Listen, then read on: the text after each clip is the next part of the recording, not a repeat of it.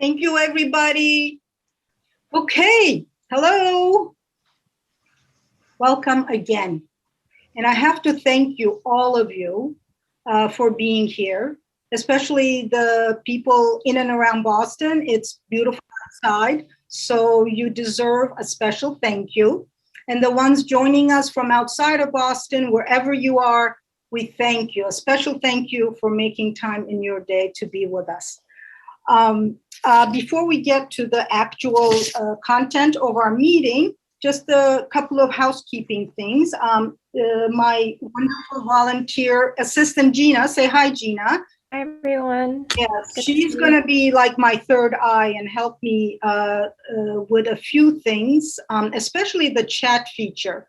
I encourage you, like the last meeting we had, to use the chat in order to write your questions in there, because it just makes it a lot easier for us to go through it in the order we receive them. So as you're listening to the speakers or watching the videos, if you think of anything, please write it down, and I will remind you of this point a little bit later.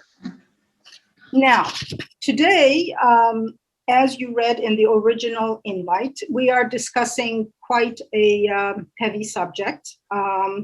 And the subject is Nagorno-Karabakh, otherwise known as Artsakh for Armenians. The war ended November 9th with a Russia-brokered ceasefire, leaving the world's Armenians in distress and despair and lots of discouragement. On top of 5,000 dead and I believe 10,000 or so wounded. I read that the GDP went down 7.6% in Armenia because of war plus COVID. So it is not a good time for the world's Armenians. What makes it even more significant is that the same geographic area 26 years ago in 1994 was again the scene of a war, ending with Armenia being victorious at the time. So the question before us, because it's such a big subject, we're going to be narrowing it down and trying to understand what, if anything, the world, the international community, if you will, could have done to prevent this war and this outcome. Also, what changed in the past 26 to 27 years? What changed and did not change? I have two very distinguished people who know a lot more than I do on this subject. I'm going to give them a much proper welcome in a few minutes. They are Professor Anna Ohanyan and Professor Hurst Hannum. But before we get to their presentations, I do want to share a couple of videos with you, because there has been a lot of information out there. And, you know, as opposed to 26 years ago, we're living in the world of internet and Twitter and everything, and iPhones, and videos do matter. I'm going to show a couple of short videos because it'll help us with the direction of the presentation and also question and answers. And, you know, you're welcome to make notes as you watch them. The first one I'm going to share is part of a series. There's a young woman, I believe, I haven't met her. I hope one day I meet her. Mariam Avetisian is her name, and she's been doing a lot of work following the war in different villages of Nagorno-Karabakh, documenting the feelings and thoughts of who are there right now. It's going to start halfway through it because I don't want to take too much time away from our speakers. So I'm going to share my screen. I'm going to show the first video, and then I will show the second one, and then we'll go from there. So just hang with me for a minute. This one that I'm going to share is what the filmmaker Mariam Avetisian did in the village of Martuni, which is, I believe, about 40 kilometers away from the Stepanakert, the capital of Nagorno-Karabakh, Artsakh.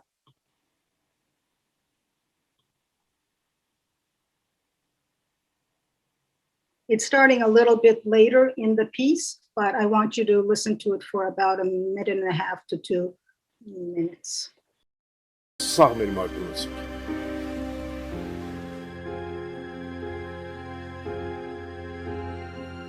Գորեկան 50 զոնքել տայսել վիշմի տակրալչ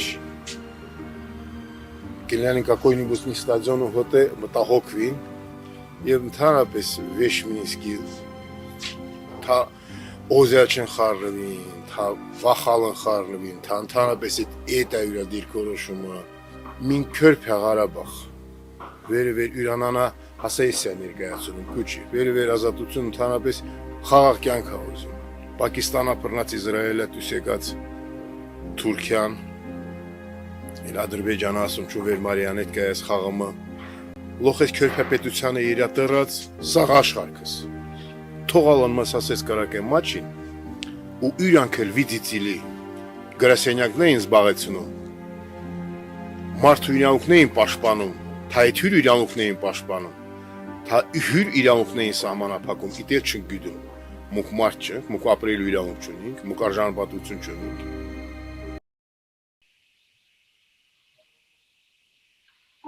I'm going to show the next one, and the reason why I'm showing a couple of these is that a couple of things strike me when I watch this one and the next video, which is from 26 years ago, are two different things. One is incredible resilience on the part of the Armenians, the feeling of resilience and persistence, and the other one is some kind of an expectation from the world at large and the ensuing disappointment about it. So this next one is actually a program that was done. It was a half-hour show that aired in Boston locally on Channel 5, which is the ABC affiliate here, 26 years ago. It was a half-hour called The Milk Fund, and it followed the journey of this effort on the part of a lot of Armenians in the Belmont and ensuing areas here in this neighborhood that were carrying infant formula to Nagorno-Karabakh at the time. So give me a second. Strange how I falter to find I'm standing in deep water. It is a land of majestic beauty, a land of tremendous sorrow. Nagorno-Karabakh, where a forgotten ethnic war still traumatizes a civilian population. This is the story of one group's effort to lend a hand to people in need. It begins simply in this living room in Belmont, Massachusetts. The Armenian Children's Milk Fund is attempting to bring 20 tons of infant formula in to women and children trapped in the war. It is a complex and dangerous humanitarian mission that will involve people from 5 countries, engage airplanes, trucks, and helicopters. Rafi Manjikian is a child psychotherapist and one of the founders of the Milk Fund. He is risking his life to bring in the aid. There's loss of life every single day there. Every single day, children die. There is that, anxiety of not knowing what to expect. But it's a risk that I'm willing to take.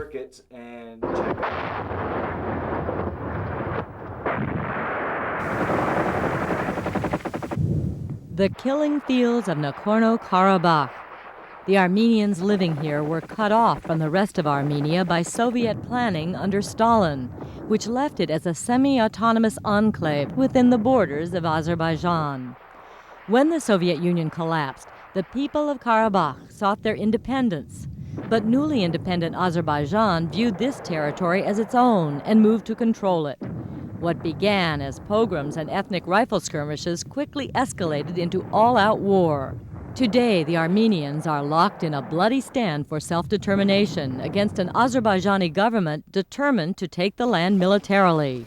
As in most wars, civilians are caught in the conflict. Women and children in Karabakh are suffering greatly. It's understandable that men go to war, they fight.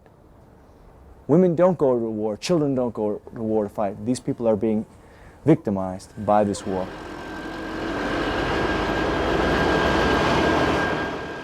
Zvartnots Airport, Armenia. The Milk Fund's infant formula has arrived. It joins a larger shipment of humanitarian aid brought in by Christian Solidarity International, one of the only aid organizations worldwide willing to go into Karabakh. From here, the shipment will pass overland by truck into the war zone.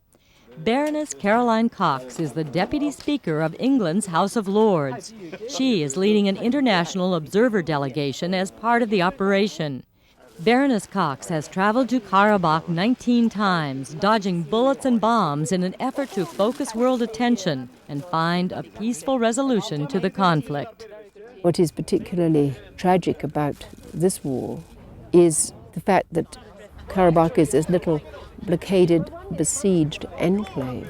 Most of the people in the world don't hear about it, they don't know about it. So not only are they suffering, as war tragically brings suffering, but also they very often feel forgotten. Life goes on in Nagorno-Karabakh. Mothers bake their own bread. Water is fetched from a neighborhood well. Few cars are left on the road.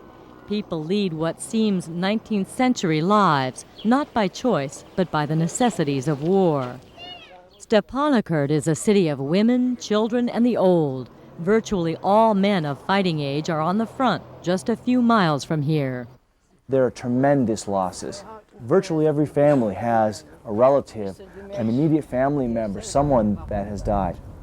There are buildings that are standing there as skeletons and ghosts within the city. I get this sense that I see people that are in distress, people that are pained, people that are weary.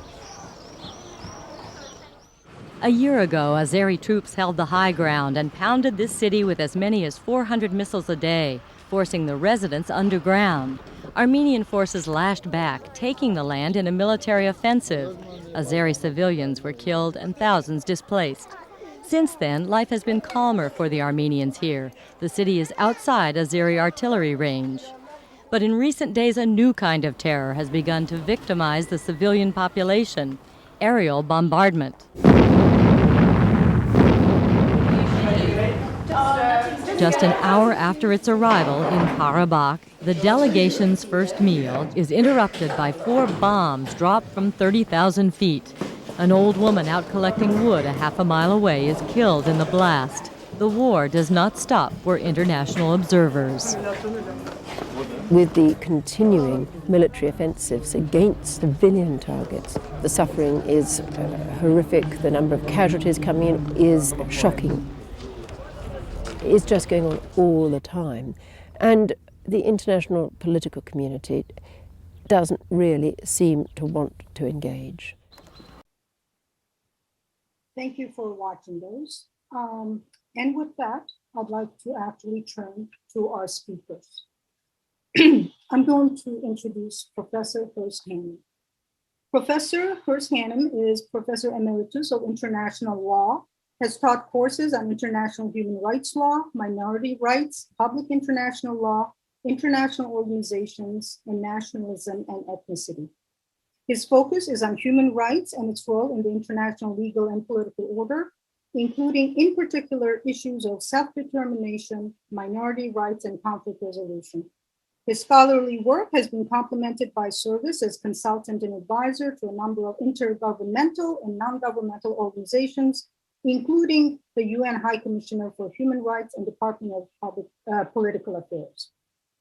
Professor Hannum is the author and editor of numerous books and articles, and when I say numerous, too many to list all of them here, but including International Human Rights, Problems of Law, Policy, and Process, Negotiating Self-Determination, Guide to International Human Rights Practice, Autonomy, Sovereignty, and Self-Determination, The Accommodation of Conflicting Rights.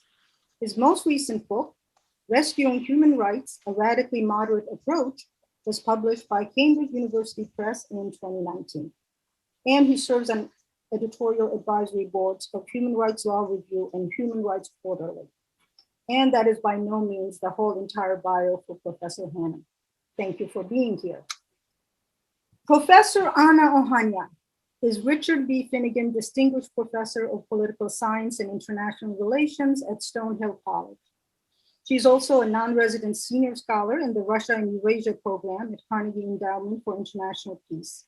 She's a 2 times Fulbright Scholar and previously served as a doctoral fellow at the Kennedy School of Government at Harvard University and a visiting scholar at the Woodrow Wilson International Center for Scholars. She's an author, editor, and co-editor of 4 books and numerous academic and policy articles. Her books include Network Regionalism as Conflict Management, a monograph with Stanford University Press, and Russia Abroad, Driving Regional Factor in Post-Communist Eurasia and Beyond, an edited volume with Georgetown University Press in 2018. Her latest work is a co-edited volume with Lawrence Boers, Armenia's Velvet Revolution, Authoritarian Decline, and Civil Resistance in a Multipolar World, published with Bloomsbury Press in 2020. Professor Ohanyan has contributed to the Washington Post, Foreign Policy, Al Jazeera, The National Interest, in addition to commentaries for Carnegie Global and Carnegie Russia. Her field work has taken her to Northern Ireland, South Caucasus, Greece, and Russia. Her current book manuscript in progress is tentatively titled The Neighborhood Effect, the Imperial Roots of Regional Factor in Eurasia. Anna, I can't thank you enough for being here and making time to be with us because I know how busy you are. Thank you. And please give us your comments. Very good. Thank you very much, Gonca, for organizing this. I have to state that this is one of the most carefully curated panels I have been on. Big thanks for you for organizing this forum. And it has been a privilege to work with you over the years. And it's really an honor to be with on the same panel with Professor Hannum. I've been looking at using his work over the years. And actually, the way I have to, on a personal note, actually, I'm really thrilled that Professor Hannum is on this panel because to me, when I do look at the situation, institutional issues of governance, issues of minority rights do remain critical. On a personal note, I do have to say that I feel defeated as a scholar after this war, because there was a peace process and there's scholarship on peace processes. So perhaps we can talk about in the Q&A as to why war, why now, was it necessary, was it inevitable? But my job today is to really look at the conflict from a sort of a bird's eye view, to kind of really try to get at the institutional factors. Number one, does it matter that issues of democratization, authoritarianism, these are questions that are usually left out of the narrative of this conflict, perhaps because geopolitical analysis is so much easier to follow. We tend to lump very diverse groups into Azerbaijan, Armenia, Russia, Turkey, but as every international relations scholar will tell you that these divisions between global and domestic, international and domestic are really purely conceptual, that foreign policies are usually driven by domestic politics and vice versa. This leads me to the second issue that I'm grappling with. It's the agency of local actors versus global actors versus states. To what extent this war was driven by local actors, how much power the local players had in peace processes, etc. But let me I will not subject you to PowerPoint slides on this beautiful Saturday afternoon that our audiences are sharing with us, but I did put in few notes together simply to really keep myself disciplined. As I have been looking at this conflict, actually relatively recently, earlier in my career, I spent more time on studying the Balkan conflict. And what was fascinating to me there is the regional approaches to conflict management, which has been missing in the case of the South Caucasus. But as I started, especially for this current book manuscript on which I'm working, I tried to review some of the existing explanations for the Nagorno-Karabakh conflict. And I'm not going to bore you with academic jargon here, but very briefly, some scholars argue that this conflict erupted in the 1990s and largely because of Soviet-era ethno-federalism, meaning that Soviet structures created these ethnic divisions, and when the Soviet Union disintegrated, the structures of conflict were already there, with Nagorno-Karabakh, Artsakh in Azerbaijan, Ossetia, South Ossetia, and Abkhazia in Georgia, Transnistria in Moldova, etc. I don't subscribe fully to this argument, and I will tell you later as to why. The second one has to do security dilemma argument, meaning that this conflict erupted, Nagorno-Karabakh as the first one in a chain of post-Soviet wars, because the states were weak. The new states were unable to provide for the security of their minorities. This set off a security dilemma. This set off sense of insecurities, and ethno-religious communities retreated into their communal lines. There is also the grievances argument. Scholars have argued that actually, regardless of federalism or the weakness of states, of new post-Soviet states, that there are very serious grievances that these minorities had, whether they were economic, cultural, or political in terms of political participation. Another fourth theory is this quote unquote symbolic politics of narratives that, and I do not share this, I have to just come out and say this, that myth complexes, sort of the memories are weaponized, are used by ethnic entrepreneurs. In the case of the Nagorno-Karabakh, the Armenian genocide was used to mobilize people in the conflict. Specificities of the Soviet collapse. Viken Chaterian has argued this, that Soviet Union as an imperial structure, the way it disintegrated, the economic havoc it created, etc. So the second war, of 2020, has been explained by geopolitical bargain, saying that what you witnessed on the ground is that the transition, actually I do argue this, that this conflict signaled the fall conflict, a transition of the conflict from a post-Soviet war, a lot more localized, to a neo-imperialist war, neo-imperialist bargain of a cold peace between Turkey and Russia, with the United States largely on the sidelines, and the West, actually, I should also add. What I argue in my work, just in one sentence, again, looking at Nagorno-Karabakh, the Balkans, the Georgian conflict, as well as the Kurdish conflict, is that historical legacies of missing institutional connectivity does matter. The same Nagorno-Karabakh region, Transcaucasia in Russia's empire, has been a period of intercommunal clashes between Armenians and Azerbaijanis and Muslim Tatars, as they were referred to then, but there were also periods of coexistence. So maybe we can talk about this hybridity later on, but I would like to now, I don't know if I'm going to be able to share a screen, I'm going to attempt. Is international crisis group has been trying to visualize the conflict, the statistics of the conflict. So let me try to, let's see, hopefully I can share this, share screen. I'm not going to bore you with a lot of data, just to, it says I should be able to advance sharing options. Why does it, just one sec. Okay, so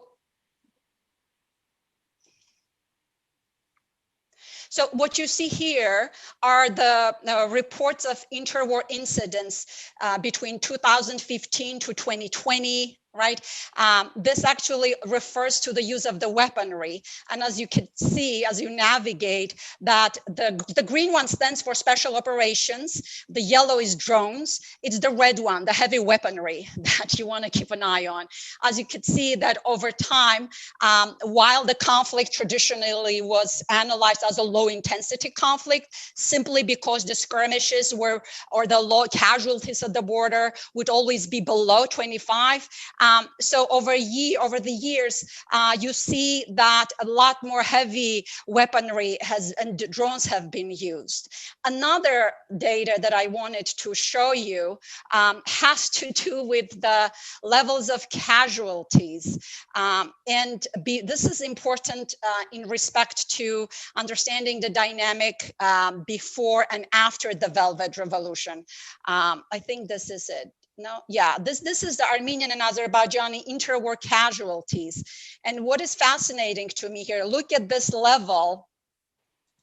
Look at this level of high level of casualties, military killed, military wounded, civilians wounded, etc. But you can see the drop right here, which actually comes with the velvet. This is a velvet effect, right? Definitely observed decline. And then of course we saw the July and then the war. And we can talk about perhaps in the Q&A of the velvet impact on realized potential of the stronger democracy in the South Caucasus for the peaceful resolution of this conflict.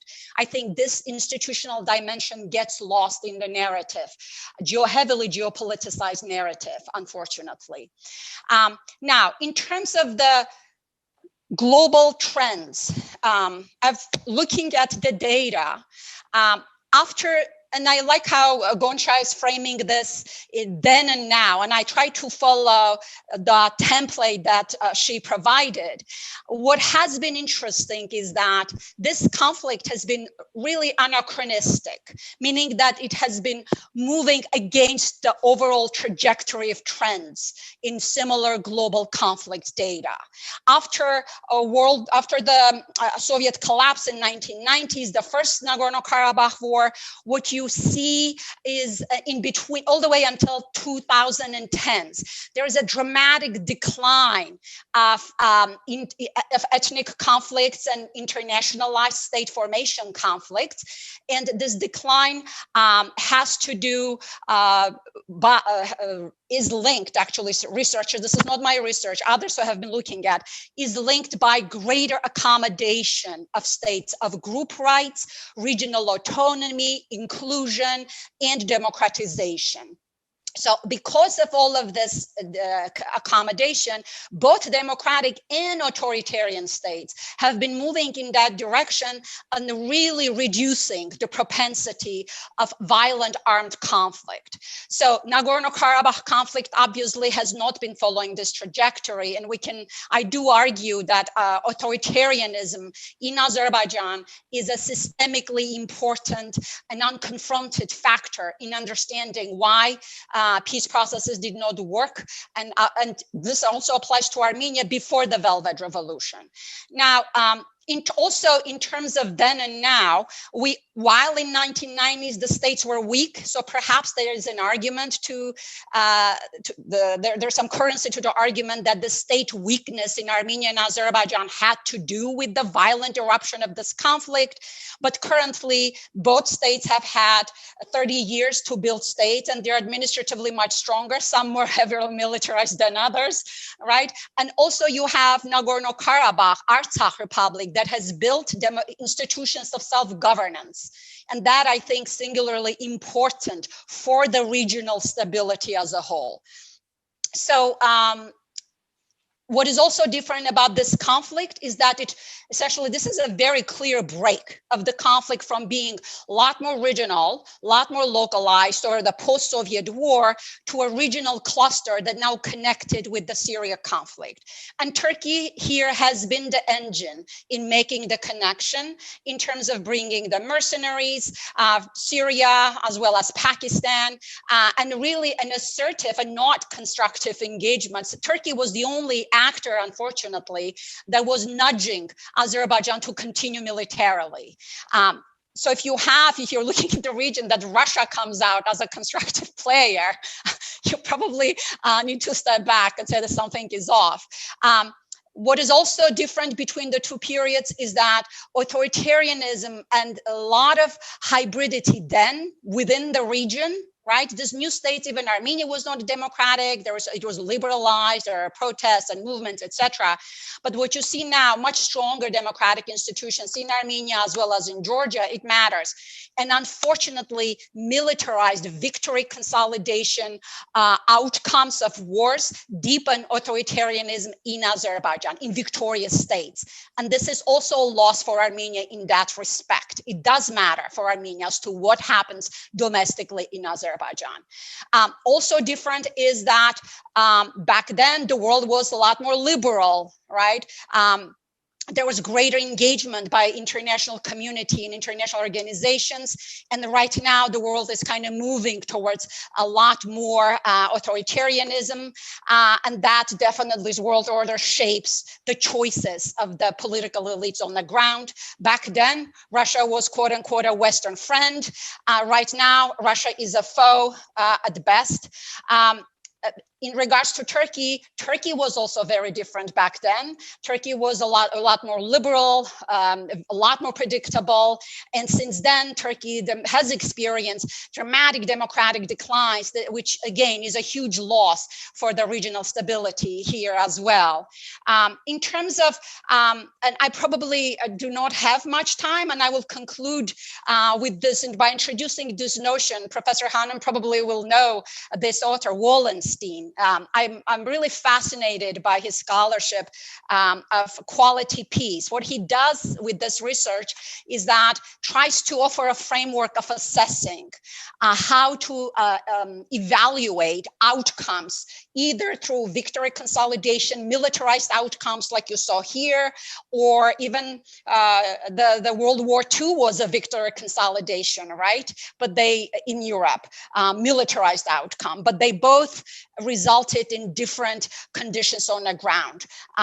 So and Wallenstein offers 3 indicators by which the new conditions should be judged for long-term sustainability of any peace, cold peace, negative peace that is there. The first one is dignity. The first video you played, Gonca, that gentleman that was speaking to, saying he used the word dignity. It was really striking that that gentleman used the word dignity, and this real experienced peace researcher is also using dignity as a factor in assessing sustainability on the ground. So the first factor of this arrangement that we need to look at is the dignity, whether the rights of minorities, rights of minorities are an indicator of how victorious society deals with the issues of discrimination and dignity.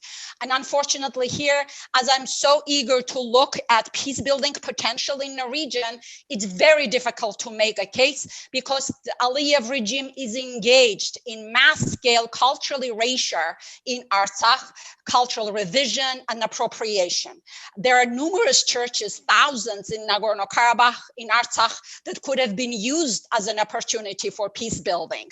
So in terms of dignity, the images of President Aliyev and his vice president wife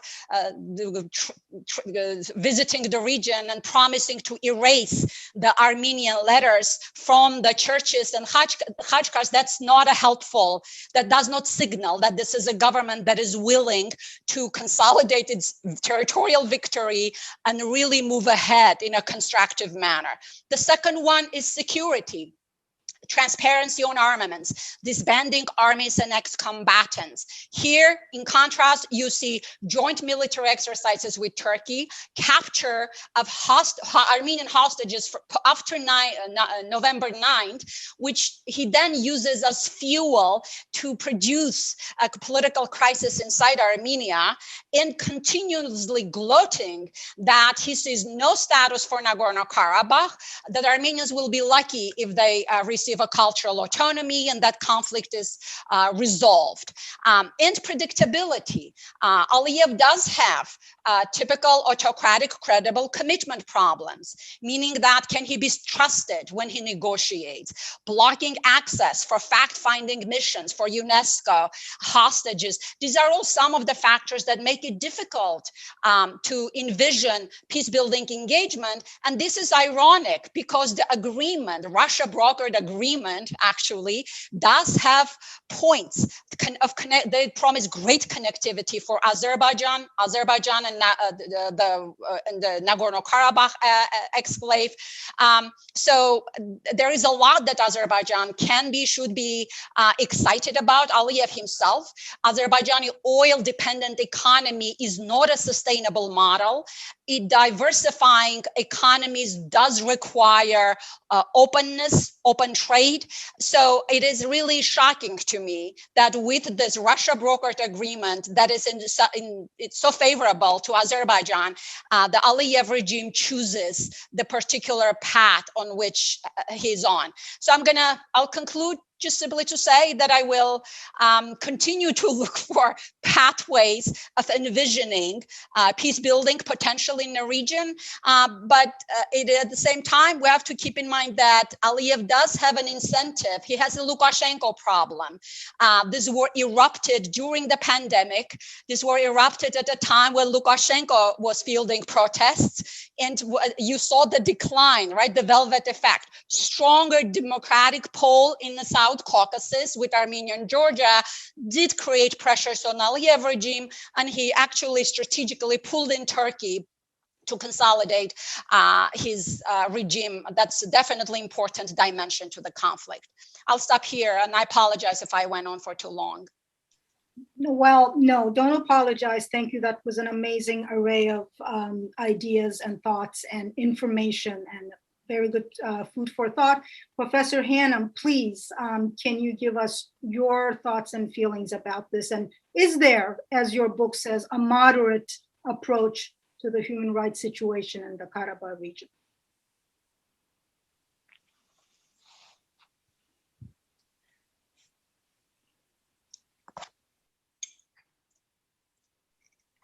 I may not give you an answer to that question, but I'll at least pose a few more questions. I do want to add a couple of things to that very complimentary introduction that Gonca gave me. One is that Gonca is herself an alumna of the Fletcher School of Law and Diplomacy, and I'm delighted to be able to say that she took, I think, at least a couple of courses with me. Indeed. And we've been in touch ever since then. The second thing to add is that I've had the pleasure over the last 15 to 20 years of probably teaching, between 100 and 150 mid-career Armenian government officials who are able to come to Fletcher on a special program for 6 months where they studied everything from international law to economics to development. Some of my students were from Nagorno-Karabakh, and what I appreciated most about them, in addition to them just being nice people, was given the stress under which Armenia and Nagorno-Karabakh in particular have been living, they were all very open to hearing contrary views to their own. And one doesn't find that very much in situations of great stress and great emotion.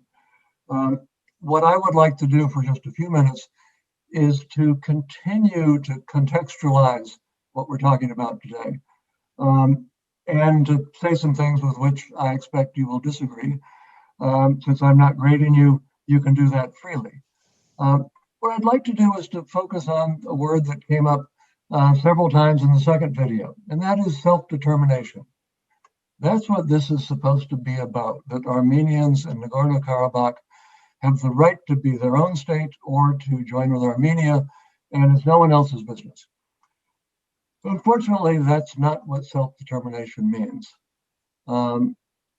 Self-determination appears in the UN Charter, and it was proclaimed in 1960 by the UN General Assembly as a right for all peoples. That sounds great. That sounds like Armenians in Nagorno-Karabakh should have the right to have their own state. What self-determination means, however, what it meant in the 1960s and what it means today, is the right of every former colony to become independent. Now, however you want to stretch it, Nagorno-Karabakh was not a former colony. That would have been a much more honest way for the UN to describe self-determination. At the same time as self-determination was proclaimed as the right of every state to its own political unity and territorial integrity was also proclaimed. Now, I'm not saying that this is necessarily the way that self-determination should have worked out, but this is reality. And I think in dealing with a number of conflicts over the years, I've felt that one of the things that's most important is to understand what reality is. And in this case, the reality is that there is no right of secession, that there is no right of ethnic or religious or other groups to have their own state, that there was no right to break up new colonies when they became states. And in this respect, the reality is that Nagorno-Karabakh, as terrible as the situation is, particularly right now, Nagorno-Karabakh has been treated like every other region of every other country in the world that has attempted to become independent.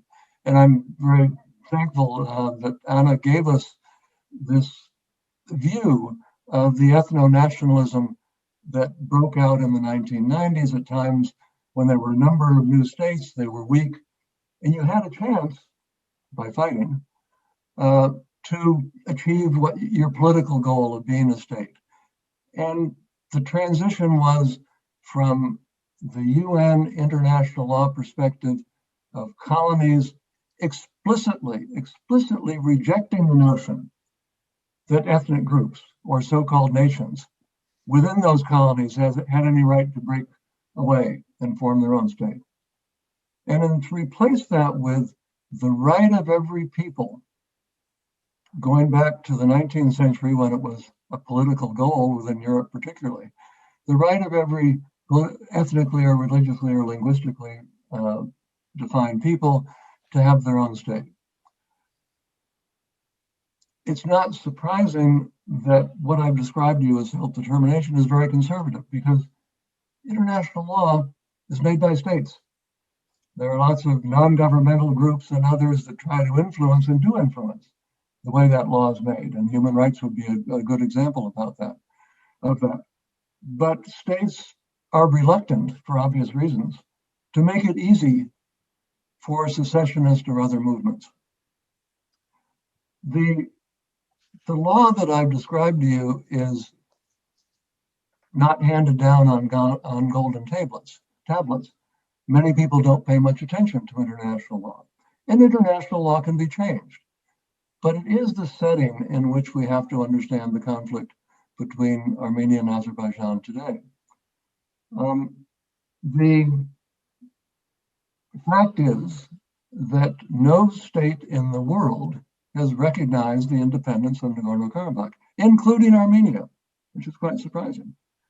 Every state in the world believes that not only Nagorno-Karabakh, but obviously the other territories occupied by Armenia in 1994, those territories are a part of Azerbaijan.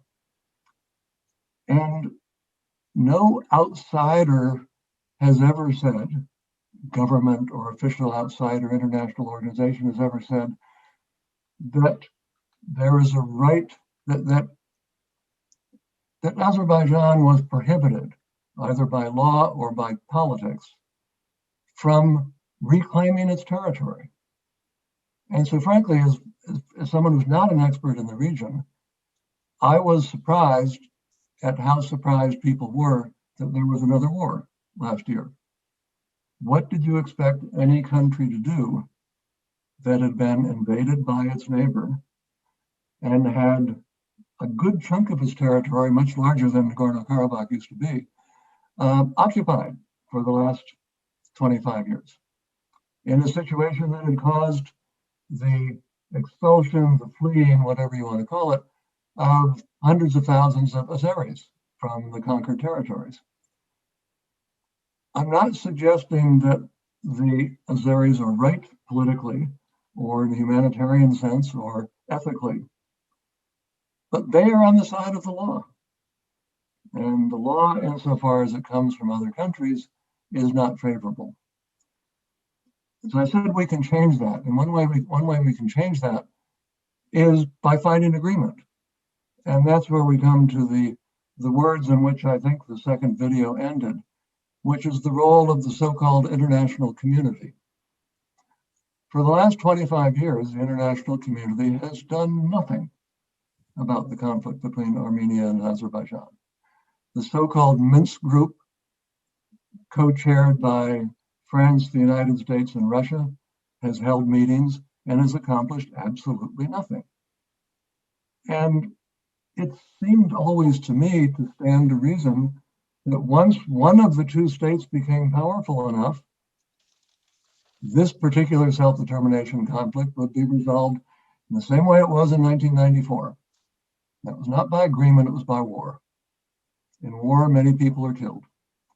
And one of the things that I think we need to do as we talk about the situation and where we go from here is to try to separate the humanitarian aspects and the horrors of war from the political quagmire or the political impasse in which the countries find themselves.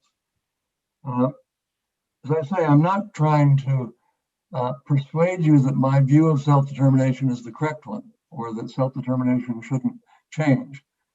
But it is what we have to start with. And I know that most of you present here today are much more expert than I and have strong opinions on these issues. And so I hope that our discussions from here will focus on two questions. It is still important to answer the question of how we got here. How and why did the war start last year? Why didn't anything happen in the meantime? And after all, if your best friends are Russia and Turkey, you're in trouble. And the US and France were of no help either. The second question, though, is I don't even want to talk about how we get there, but what should we do? Is it feasible or fair or ethical to say that what we, all of us, and I'll include myself as an outsider primarily. I mean, Armenians and Azeris are going to do what they want to do. I mean, it's for them really to decide if it were possible for them to do that. But all sides are appealing to outsiders. So should outsiders take the stance of supporting independence for Nagorno-Karabakh? Should they take the stance of total reunification of Azerbaijan and reducing Nagorno-Karabakh to an area where minority rights, we hope, will be protected, but where they would not have their own separate government? Because if we don't know where we want to go, then frankly, all the work of outsiders and conflict resolution people and well-meaning non-governmental organizations is useless, because they're all about process. They're all getting the people to the table. Let's talk about how to get there. I would love it if you could teach me some things and talk about what we want once we do get there. Thank you. Thank you so much. As usual, you pose so many questions that need answers, and that's part of what you always did when you were my professor, and it's a good thing. Now, Anna, I'm sure, has a few things to say to some of the questions you posed, but I do want to just take a few minutes to put out a couple of questions to each of you, because maybe that will bring up more of a discussion, because I don't see any questions sitting in the chat right now. I wanted to ask Anna, and then I have a different one for Professor Hannum. You know, Anna, just listening to so much, there's been an outpouring of, political analysts and experts and historians, people talking about obviously what happened, where do we go from here, and some of within the Armenian community at large. And there are some people who I have heard, listening to a lot of panels as such, that there are some people who, even within the Armenian community, who are speaking about the possibility of Armenia, maybe not overnight, at some point having, in quote, neighborly relations with Azerbaijan and even Turkey. And they say this because also 80% of the border of Armenia is actually with Azerbaijan and Turkey. So, but with everything that you know, and you have given us an idea of the geostrategic situation, I mean, does that kind of positive outlook have any legs? That's my question to you. Sure. I think that's a great question, and I'm going to try to do my best. Keep in mind, I have not been in the region for now 2 years, so I feel somewhat out of touch as to what's happening on the ground. But few points to Professor Hannum. In regards to Armenia not recognizing the Nagorno-Karabakh, that was actually done not because Armenia does not view as valid as Nagorno-Karabakh Artsakh's claim for national self-determination, but it was done to respect the OSCE Minsk Group peace process, essentially hoping for a negotiated outcome down the road. So, and that remains Armenia's position. And obviously I cannot speak for the government, but all the research will point to that. And I fully agree that international law, and I'm not an international lawyer, obviously, I do agree that national self-determination claims are harder to advance within international law. But unfortunately, if you look at the trend and the tendency, cases of independence, whether Kosovo, East Timor, South Sudan, Bangladesh, they tend to happen after a high level of casualties, reaching tens and hundreds of thousands. So there is this perverse incentive in international law to entertain secession when the human toll reaches so high, and that's problematic. I'm really troubled by this tyranny of territorial sovereignty, and I'm not arguing because of the Nagorno-Karabakh self-determination claims, etc. But this, and I do understand as to why there is such an emphasis of territorial integrity, but unfortunately, if you look at the global level in terms of growing illiberalism, it's difficult for the West to pitch a case for democratization, for stronger democratization worldwide, while continuing to support crushing cases of self-organization, whether you call it national self-determination, self-governance, I really don't care. I think the West needs to identify, support any cases of self-governance that it can. Otherwise, I don't think the West can really protect the democratic, liberal future of the world system. I remain convinced of that. Again, I'm not an international lawyer, but there is a tension there.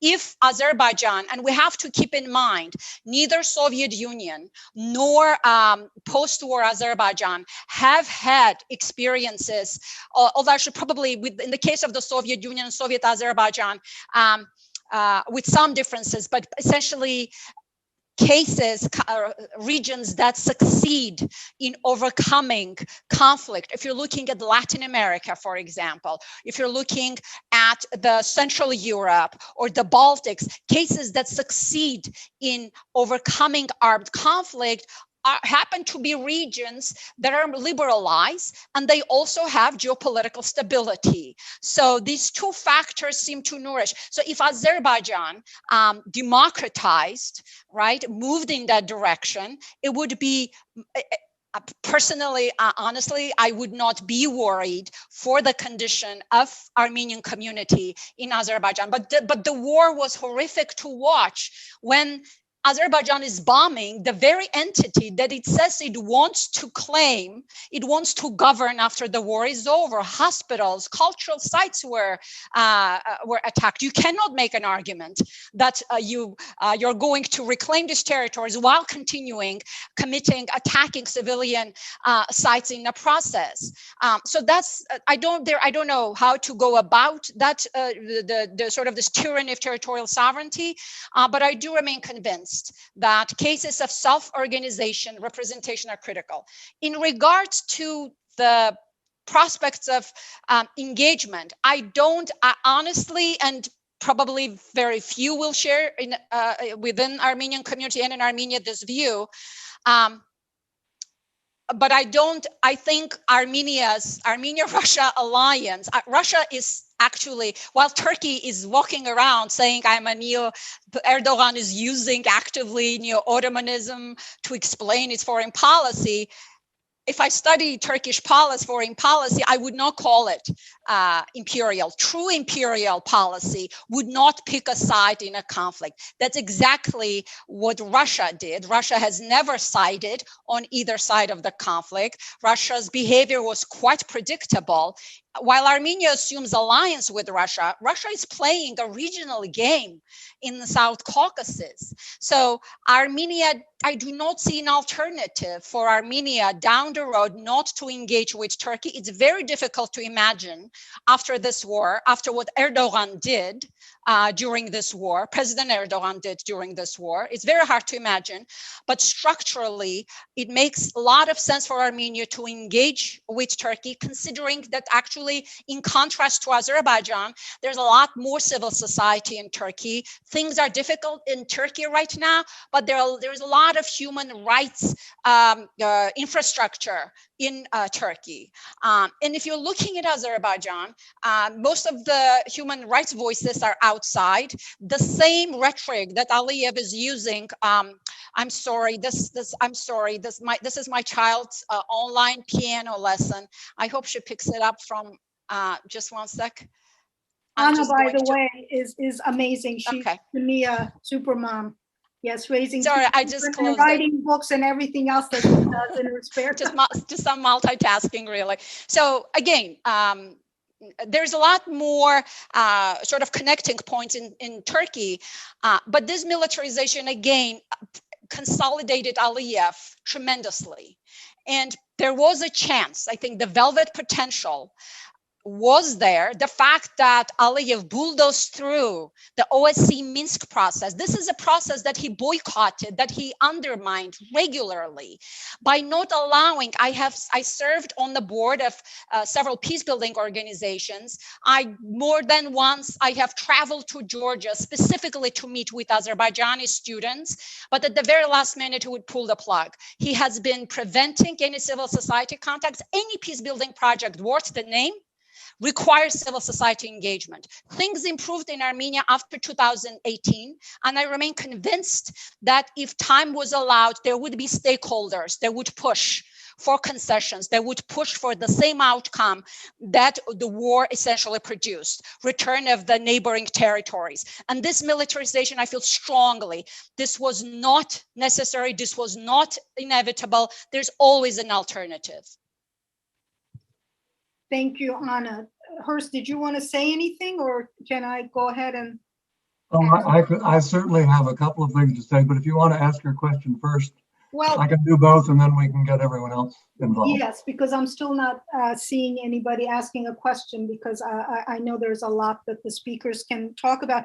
I actually want to read something from your book, Hurst, if I may, because it's in relation to the challenges of applying or trying to practice RP2, responsibility to protect, which is something that's been talked about, and I know you have talked about that. But when you're talking about the challenges of this, you say, this is page 129, in every case, states will be constrained by their own capacity and their population's willingness to provide assistance to everyone, those who have a domestic constituency, only those whose plights are headlined by journalists, bloggers, self-proclaimed activists, or Twitter, ? Or only those we deem can be saved at the least cost in lives and treasure to ourselves, ? These are things that really made me think a lot, but I do want to ask you, does that mean that the international community is doomed to be in paralysis in helping make the world a more peaceful place? Yes.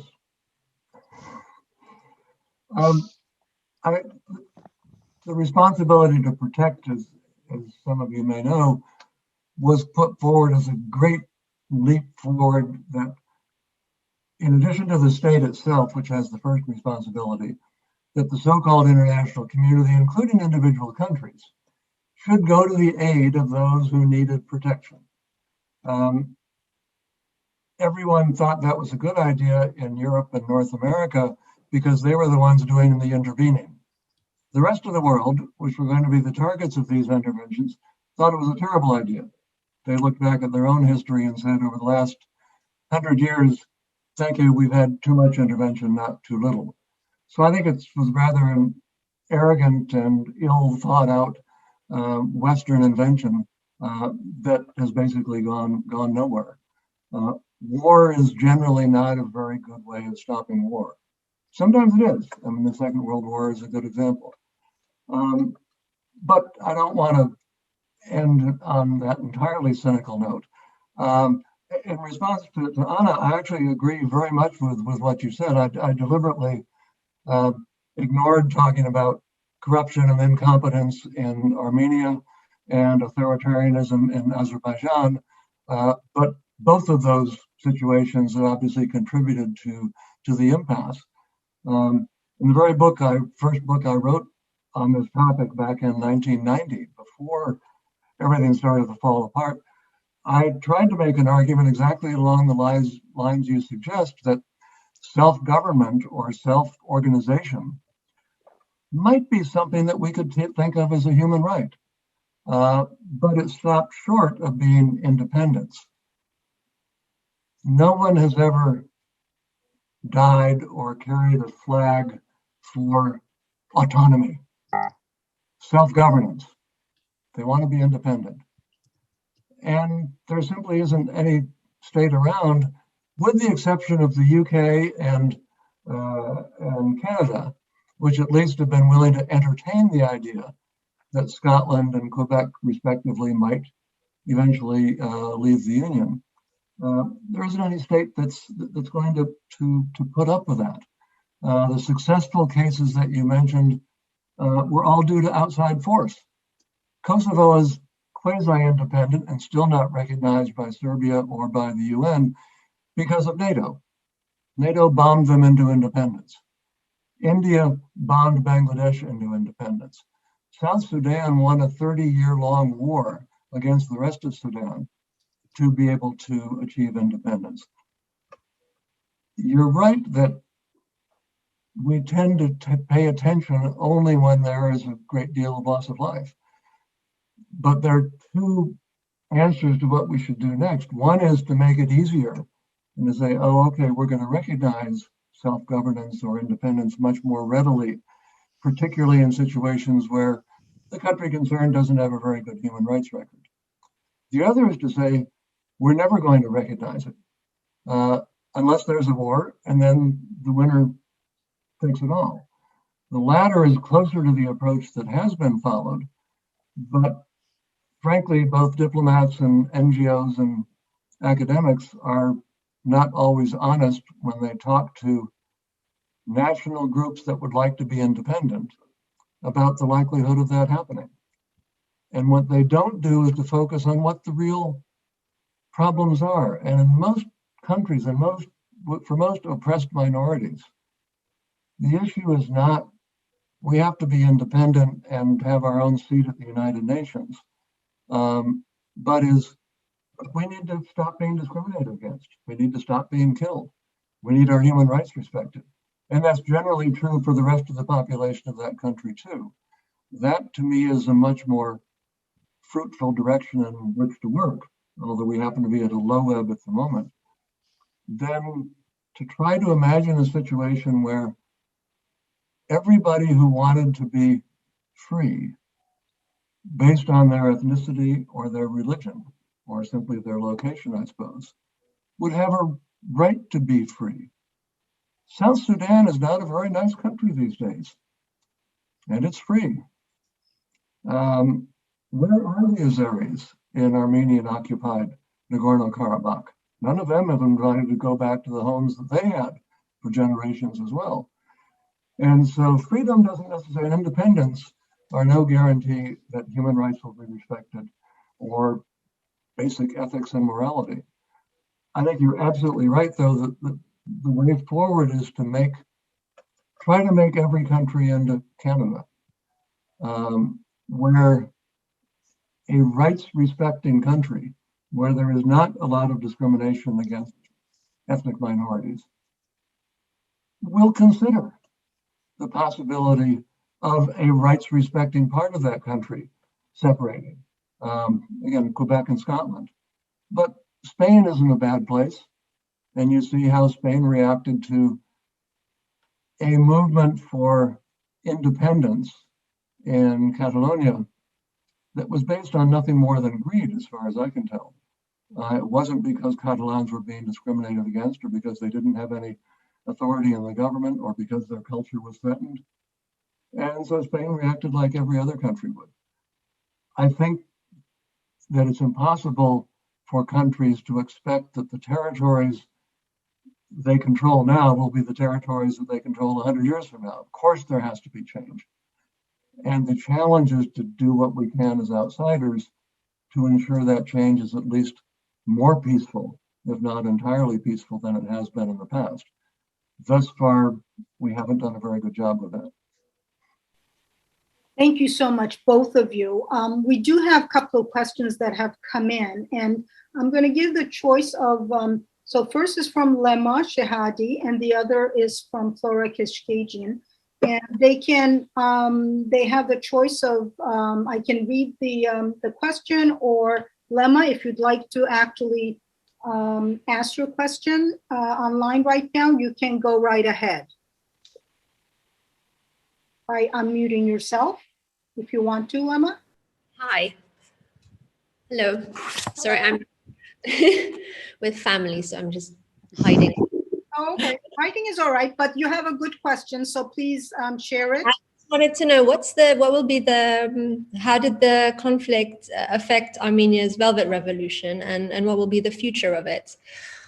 And I can elaborate in that I'm hearing two sides. On the one hand, there's people who are from Armenians who are concerned about sort of backsliding on democratic institutions and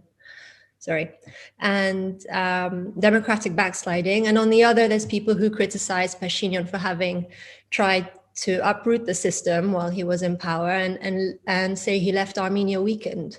So I'm interested to hear what the future will be. I'm sure Anna will have some things to say, and let's just make sure that we have questions and answers fairly compact so we can get a few of them in. Lema, that's a question that does keep me up at night. So that's a great question. Overall, though, Armenia's democratic transition, first of all, I think a war, an unarmed conflict, is perhaps one of the biggest stressors any new democracy can face. Every new democracy is vulnerable because new democratic institutions are weak.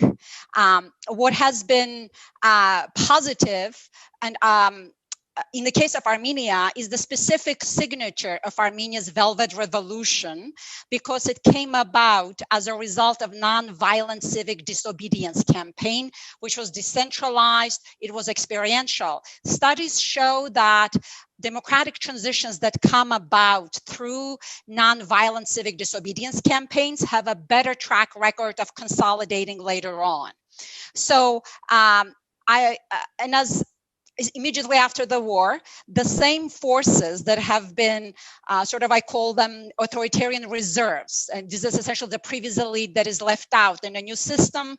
They are found in every new democracy. So these forces were already active before the war, and they constantly pushed Pashinyan to move to extremes, which is also not surprising. While Pashinyan's language immediately after the war was very interesting in terms of Nagorno-Karabakh, he spoke about any solution that will need to meet the interests of Armenians and Azerbaijanis, or and he advocated for Nagorno-Karabakh to have a seat. All of those actually work well, are supported by effective peace processes. But his language changed drastically later on, and he became a lot more radical, and there was largely in his response to pressure to these forces that were using the Nagorno-Karabakh conflict, the security, trying to revive the security and drag him to the right. But the same forces that were active after the Russia brokered agreement was announced on November 9th, within hours, that they came out in the streets. Actually, they're the ones in front of the parliament, entered the parliament building. So it is these groups that have been protesting. There was a US-supported survey that was done within the Armenian society, and despite all the noise that they're making, they had about less than 3% support in the country. So unfortunately, the same research showed the decline of trust in how the parliament is doing, how Nikol Pashinyan's party is doing. But the only figure that remained highly trusted still is Pashinyan. Of course, he used to be in 80% and he's now much lower. But the fact that Armenia managed to find its way to snap elections to try to solve this political crisis institutionally, this is a very important sign. If you look at neighboring Georgia, where there is a political crisis right now, United States and the West that have been essentially shepherding Georgia's democracy cannot negotiate a crisis. And Armenia's democratic model is a do-it-yourself model. And the fact that Armenia succeeded in getting to snap elections without any input, that's really important. I think I'm not sure if I could call it democratic decline. The biggest stressor here, if Russia can, so far Russia has practiced restraints, but Armenia's economy is tied to Russia. Russia does use corruption as a strategic tool to meddle in. While Russia, during the Velvet Revolution, Russian forces stayed in their bases, Russia overall practiced restraint, which is actually not surprising.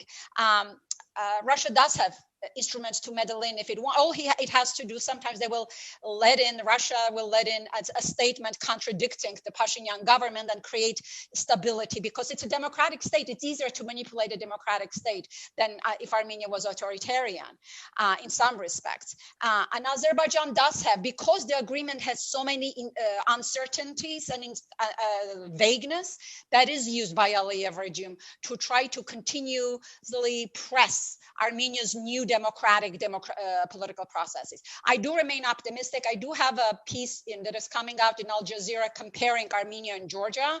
I wrote something for Carnegie. If you Google my name and Carnegie, that piece will come out. But I remain optimistic that as long as Armenia can negotiate these issues, because Armenia's political system is going through massive shift in decoupling, because Russian forces are now in charge of security of Armenian community in Nagorno-Karabakh. So if Armenia can negotiate this through the ballot box, I would sleep better at night, let's just say. We have another question from Flora Keshkagian. And Flora, if you would like to ask your question, but please make it short. Sure. Well, I had said that the more I learn and think about this conflict, the less I think it's actually about Nagorno-Karabakh. I think Nagorno-Karabakh and even Azerbaijan may be the field it's playing out on, but the purpose and goal is all about Turkey and Russia's regional and political agenda, including its relation with Iran. So if there's truth in what that observation, what could Armenia or even Azerbaijan do to affect the outcome? Anna? Good to see you, Flora. Good to see you too. It's been a while. Yeah. I think that's $1 million question that many academics are asking. What is the agency? How much power do local actors have in driving this conflict? Unfortunately, and I don't think they don't have agency. With both conflicts, as I was preparing for this panel today, I was reading up on the peace processes, and it's shocking as to how much before the Velvet, for Armenia and for Azerbaijan throughout, how much the leaders have utilized the conflict for domestic purposes, for regime survival. So local actors, the governments themselves have a lot more agency. Russia is a lot more emboldened with peacekeepers now stationed inside Azerbaijan, in Artsakh, in Nagorno-Karabakh. It already has bases in Armenia. Turkey is a lot more heavily engaged in Azerbaijan. So Azerbaijan did lose a lot of its sovereignty, but it is in the interest of Aliyev. So I would say that on the Azerbaijani side, the interests of the Aliyev family do not coincide with the interests of the Azerbaijani state. In the case, that's why I say institutions are important. The calculation is different in Armenia. Because it's a new democracy, people are mobilized. As long as people stay mobilized, Russia's influence will be limited. I do not share the perspectives that sort of this Kremlin-centric views that now Kremlin is in charge. Even Putin knows that people power is a factor, that he cannot go against mobilized communities, but especially when they're mobilizing on voting. The most important strategic choice that Armenians can do right now is continuously to vote. Right?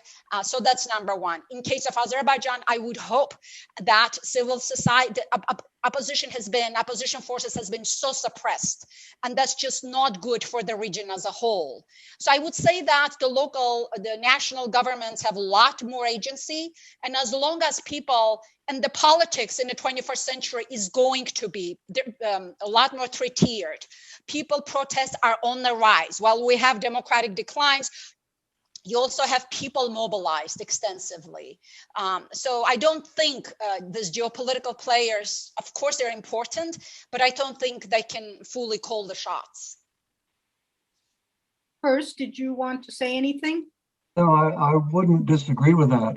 And I think it's far too easy for local players, shall we say, or domestic players, to blame someone else for the failure to advance. No one prevented Armenia and Azerbaijan from talking to one another for the last 25 years. And of course, that's dangerous. I mean, domestic constituency support is important, but I think that it's also important for leaders to try to have a little better perspective on their political future than sometimes their constituents do. And they have to be thinking about the children and the grandchildren that are coming from those who are out in the streets right now. I agree with Anna that perhaps what happened recently in Armenia is the beginning of real democracy. But if we determine legitimacy by who can get the most people out into the streets of the capital at one time, we're in pretty bad shape. I agree with her also entirely, though, that it is the democratic procedures or institutions that we have to preserve. Look, this country went through Donald Trump for the last 4 years. It was difficult to see any single person who was more of a disaster, although George Bush did as best he could in Iraq. And as Anna said, I mean, the fact that this didn't happen with the current prime minister is significant. If there were some loosening in Azerbaijan, which is unlikely to happen if it's caught between Russia and Turkey, but if there is some opening of civil society, if there are some people in Azerbaijan just below the most elites who are willing to start talking or politically becoming active, even quietly, then I think there is much more hope. And our goal should be to support the governments of both Azerbaijan, not because it's a good one, but just because I think it's better to deal with Azerbaijan and Armenia than to deal with Turkey and Russia. We can't get rid of them, but if we can minimize their influence, I think that's a step in the right direction. Thank you. We have two very well-articulated comments by two of our young participants, and they're from Europe, so I thank them for being there. However, it's lovely comments, but they end with a question. So if you could first, I'm going to go with, I'm sorry, I'm going to be sexist. I'm going to ask Fatma to go first. If you can just ask the question part of your comment, because the rest is in the chat, and then Typhoon. Both these questions have to do with really what do we do from now on to find a little bit more peace rather than maximalist ideas on either side or one or the other. So Fatma, if you would like to. Yeah, very briefly, I'm actually more interested in coexistence.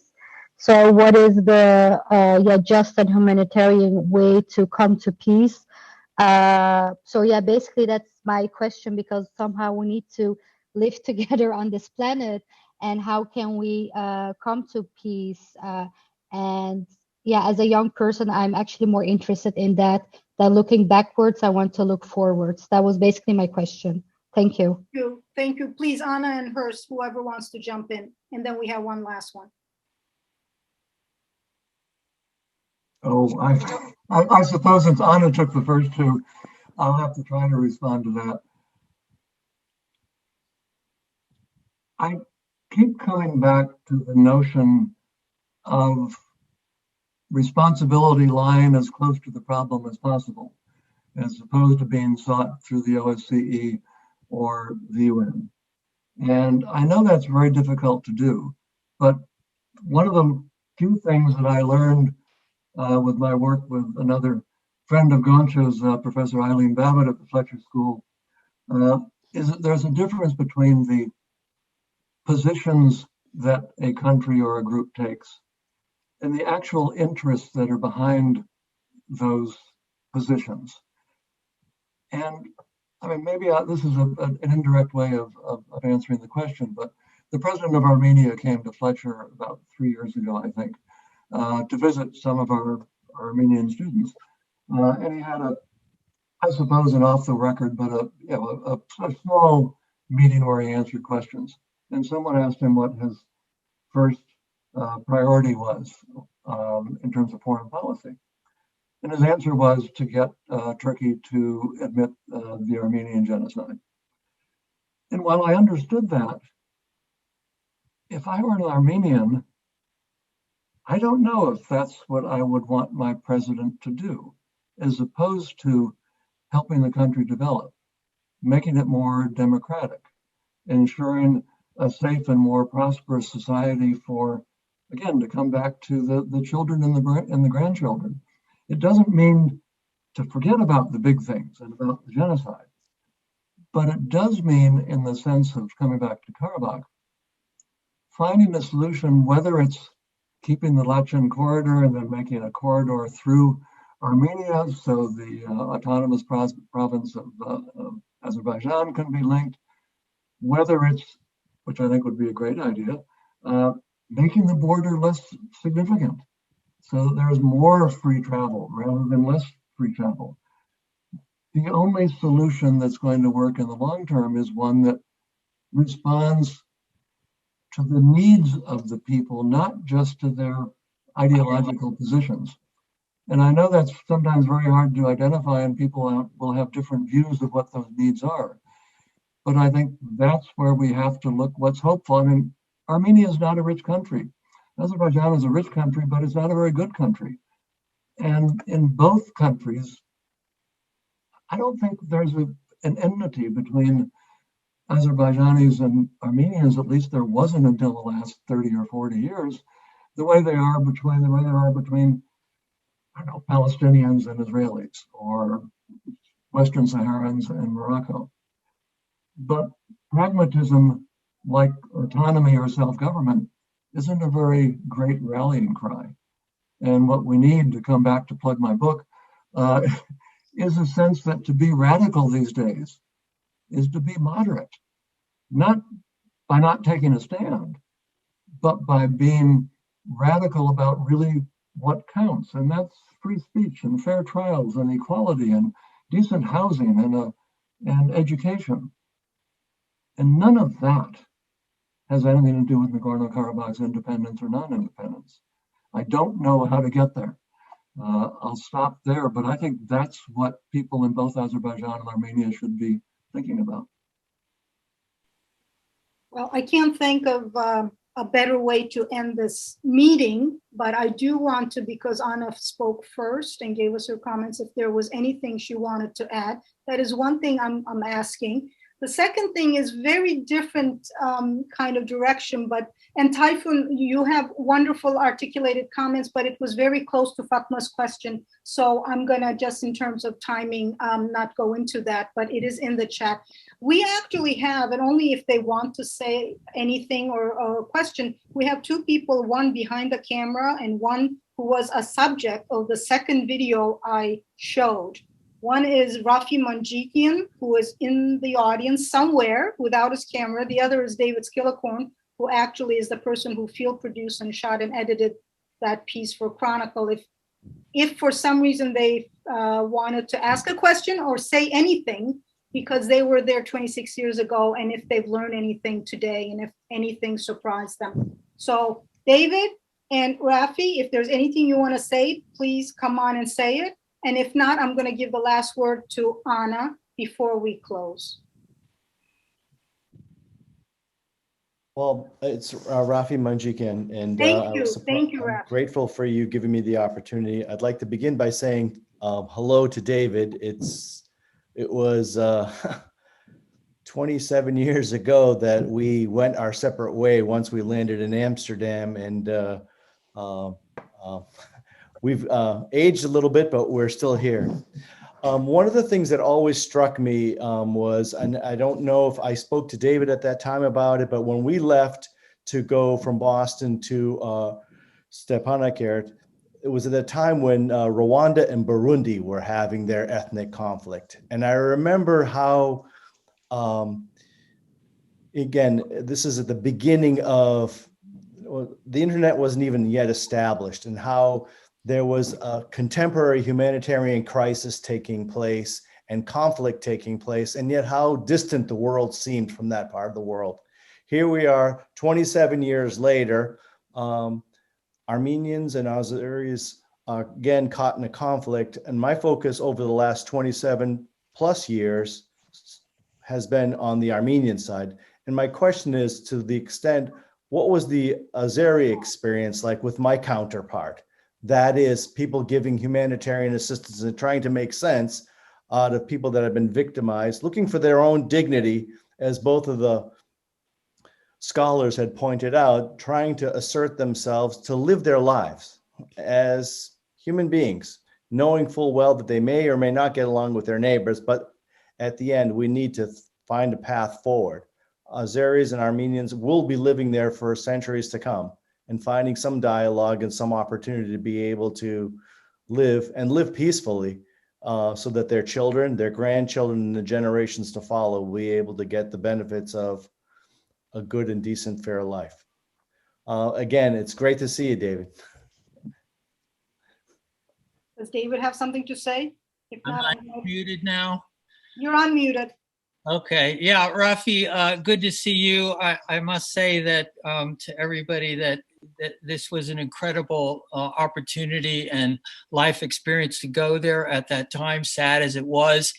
And Rafi was just the most gracious, generous guide and host, really, for me, a novice to the whole situation. And he did not try to persuade me to one point of view or whatever. Really, our focus at that time, I would have to sum up and say, was not to try to unravel in a week's time, novice that I was, anything about the geopolitical situation. It was really just to try to have people feel something and call attention to the situation, that these civilians were trapped in this situation, and it was awful, and pay attention. And so one of the things I've gotten out of today is that, like back then, the international community really just did not step up and has not stepped up again.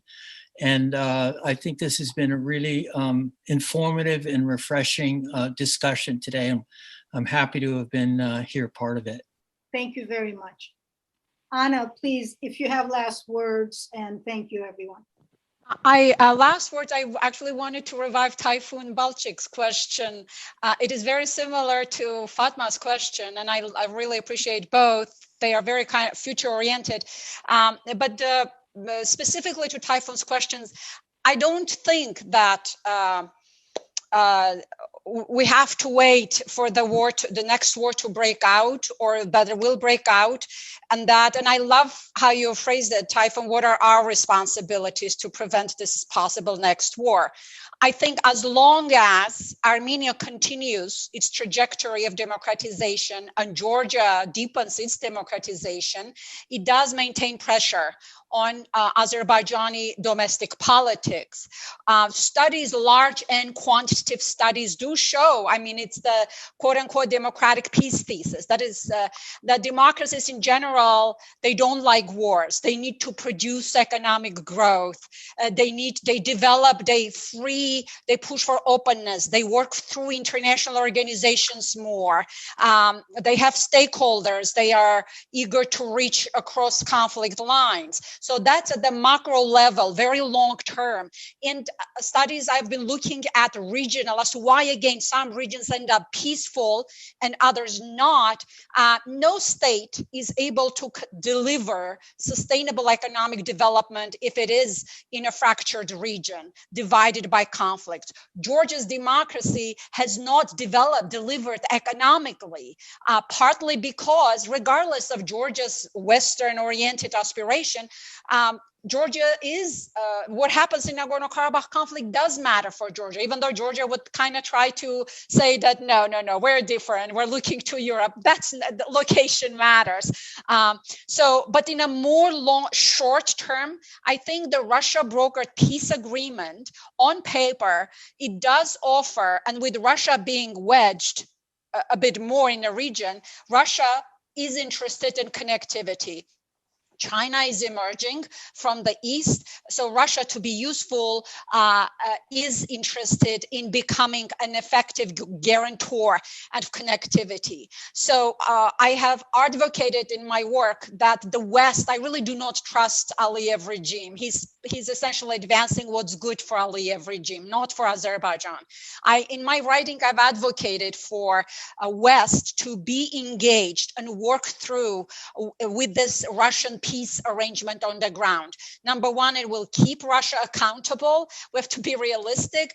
Number two, Russia does provide geopolitical stability, which is not something you sneeze on.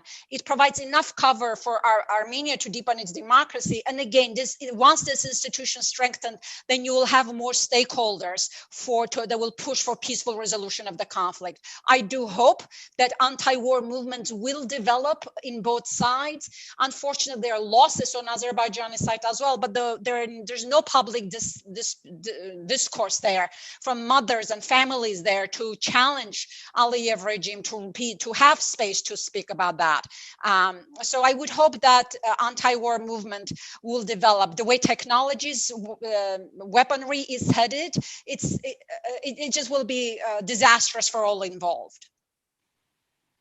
Yes, our hope. Let's put our hopes in the next generation, the younger people, and anti-war. Let's do that. And I have to thank you, Anna and Hurst, profusely. Thank you for choosing to be with us. Thank you for talking to us. Thank you, Gina, for your help. And thank you, all of you. I'm going to put it on this gallery view so I see all of you. Thank you so much for being here in this beautiful day in Boston. And Typhoon and Fatma from all the way over from La Haye. Thank you so much, all of you. And I hope I see you again. And you know, one thing I'm going to tell you, it doesn't even have to go through me directly. If you have met anybody and heard anybody in all these events that we've been holding for Neighbors in Memory, and something comes to mind that you think is a good subject to have a robust discussion around it with certain people that you can think of, let me know. Let other people know. Let's just see what happens. Thank you so much. And I hope you enjoy the rest of your day. Bye-bye. Thank you, Gonca. Thank you.